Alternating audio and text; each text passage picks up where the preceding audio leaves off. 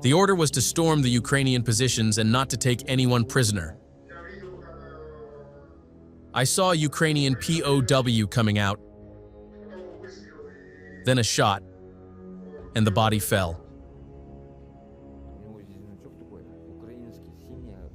Blue and yellow, he had a badge, a such emblem. He was with his hands up.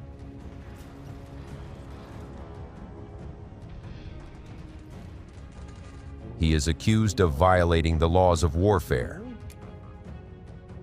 This video is from a Russian drone. Prisoners, how many are there? 3. There are 3. He said 3. Keep 1, nullify the rest. That's an order. This is one of the many proofs of war crimes committed by the Russian occupiers on the territory of Ukraine. Yes, done. Good job, boys. 1 was left. In this episode, we will analyze in detail one of these war crimes, of which a Russian soldier is accused. We will recreate the chronology of the events of that day, thanks to video footage and testimonies of the participants from the Ukrainian and Russian sides. This is Dmitri Kurashov, a 26-year-old Russian soldier with the call sign Stalker. He is accused of shooting a Ukrainian prisoner of war. This case is a precedent for Ukrainian justice. So far, this is the only case where the accused of this category of war crimes is physically present in the dock. Against Kurashov testify his fellow soldiers. Together with the accused, they fought in the Storm V detachment of the 128th Tank Regiment, 127th Motorized Rifle Division of the 5th Combined Arms Army of the Eastern Military Forces of the Russian Federation.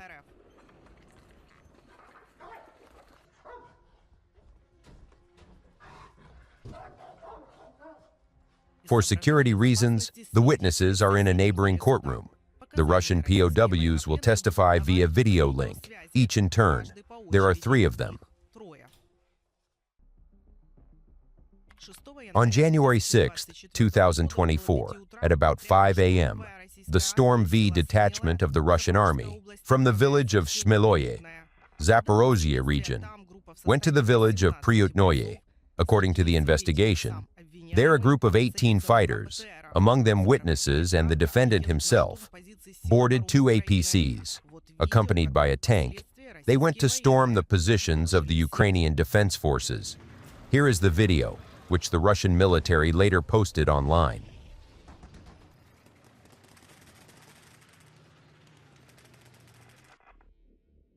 Approximately 4 kilometers southeast of the village of Novodovorovka, Zaporizhzhia region, there was a position of the armed forces of Ukraine called Wolf. It was held by soldiers of the 226th Battalion of the 127th Separate Brigade of the AFU. The day before the assault, senior soldier Vitaly Godnyuk with the call sign Penguin went there. The soldier joined this unit only a few days ago. The experienced fighter from 2015 to 2020 participated in the anti-terrorist operation in Donbass. At the beginning of the full-scale invasion again became the defense of Ukraine. 5 fighters went to that position, including one with the call sign Penguin. He got this call sign because he looked like a penguin.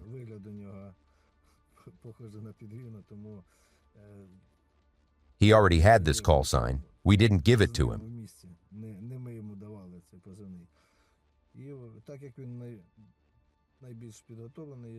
Since he is the most prepared of those who arrived, they went into position. There were a few men from the replenishment, and the rest already knew the positions, knew the situation on the front line, how to go out and how to come in. The deputy commander of the 226th Battalion, Roman Shishko, with the call sign RIM, was at the command post that day. He said that because of the heavy fog, they could not see what exactly was happening at the position. Our reconnaissance drones, the Mavics, couldn't fly. I was at the battalion command post. We realized from the radio reports that we were being stormed.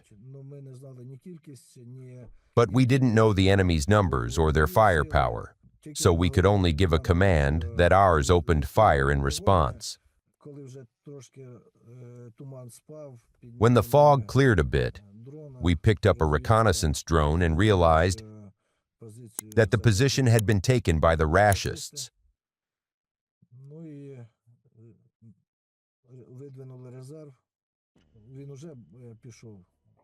So we sent our reserve there and coordinated the assault of our fighters from the sky. A few hours later, Ukrainian soldiers regained control of the position. Baka was part of the assault group. We came close to the position, about 5 to 7 meters, and they started shouting that they were surrendering. We allowed them to come out of the dugouts, and they started climbing out. This drone video shows Russian soldiers crawling out of their hiding places one by one and surrendering. All 5 Ukrainian fighters who repelled the Russian assault were KIA. Baka says he then noticed the bodies of 2 fallen brothers. They were lying near the dugout without weapons in poses not typical for combat. First of all, there were no weapons near them, and they were lying unnaturally. If, for example, the others were lying there with machine guns, with magazines, then these 2, for example, if there is an observation post here, they were lying with their backs to the position. So their injuries, these bullet wounds, were not received in combat. Ukrainian fighters captured 9 Russian servicemen. Among them was Private Dmitri Kurashov.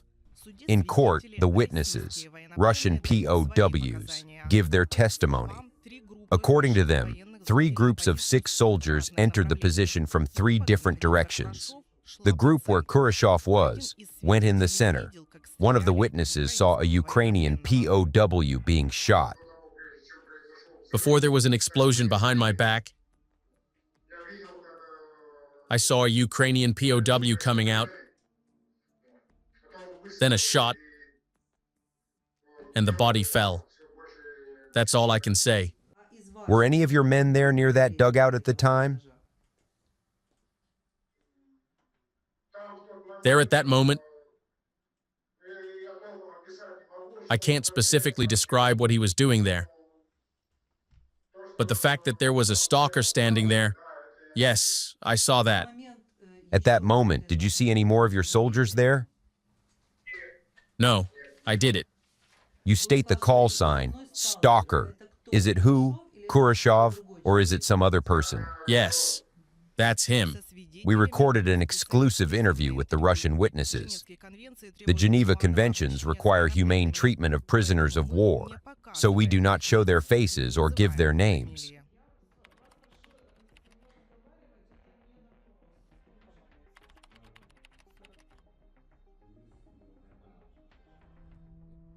Witnesses and defendant Kurashov were recruited into the Russian army from prison. In September 2023, the Russian Federation began recruiting convicts into a separate unit of the Russian army called Storm V.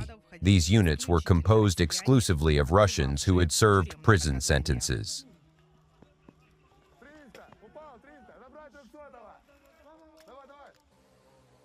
The POWs say that January 6, 2024, the day they were captured, was their first and only combat exit. They were supposedly on their way to Ukraine to dig trenches. We were told at first that we would have a reserve regiment, the 5th. That is, we would go out digging dugouts and the like. When we arrived on December 25th, in the village of Smeloy on Ukrainian territory, where Russian Federation troops are now based, on December 31st, there was already one platoon left. That is, there was no longer 4 platoons. They had already fallen. Initially, we were told quite differently that the 5th platoon would be a reserve platoon. We did not expect that we would go there to the front line.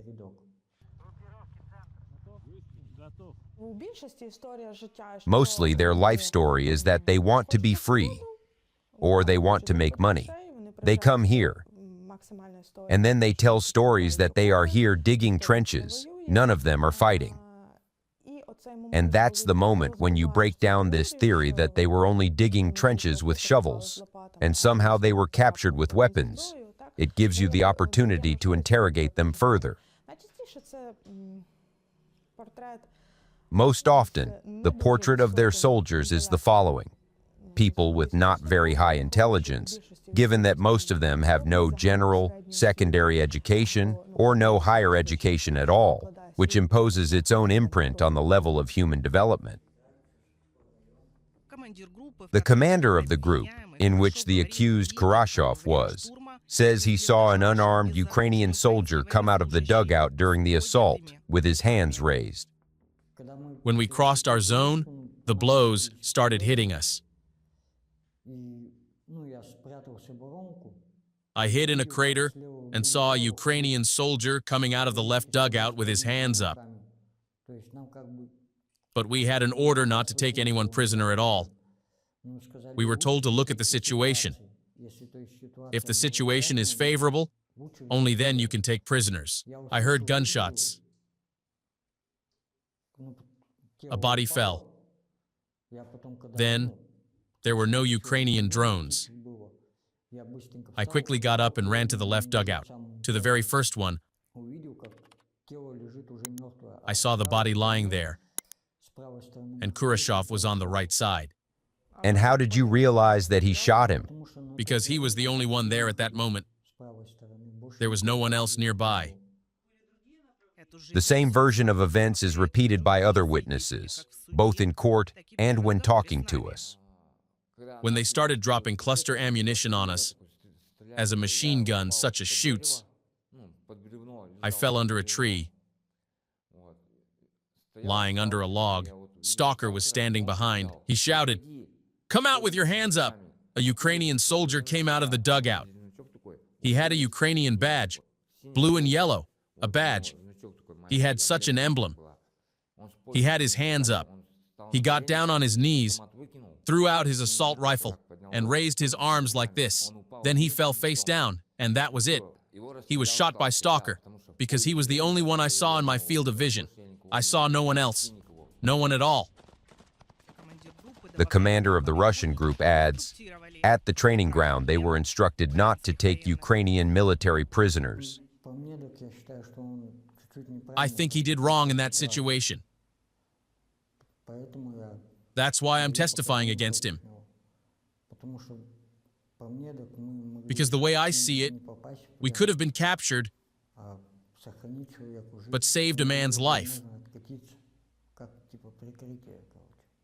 And maybe we could even have rolled back if we'd held on till evening.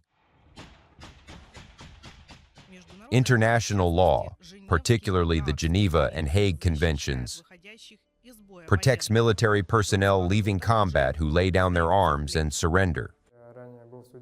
I was previously tried in Russia for 2 terms. During the second term, I agreed to go to war in Ukraine. I served 5 years and 6 months, with a full 5 years left. The first sentence was under Article 318, assault on a police officer. The second term I was in prison under Article 158, which is theft. In short, I am a thief. Dmitri Kurashov first denied his guilt in court, but then admitted it. Although, he says, he did it only to speed up the process so that he could be included in the exchange lists. Guys all say what I did, but I didn't do it. Some other person who's no longer alive did it.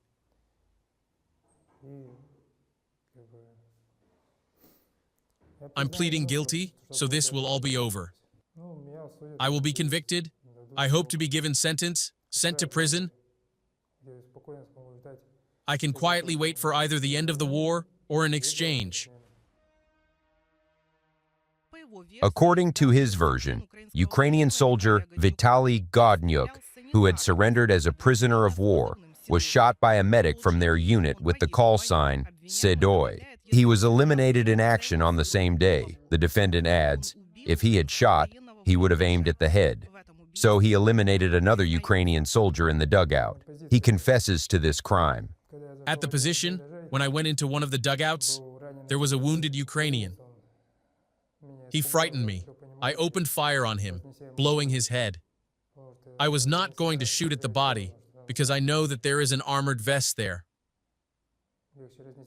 It's better to aim at the head. I know it's a war crime, but at that point, there was no choice. What to do? If a man can't be saved, what else can I do? A firefight started. I fell behind this log. Behind this log. Film it. This is an investigative experiment in the Zaporizhzhia region.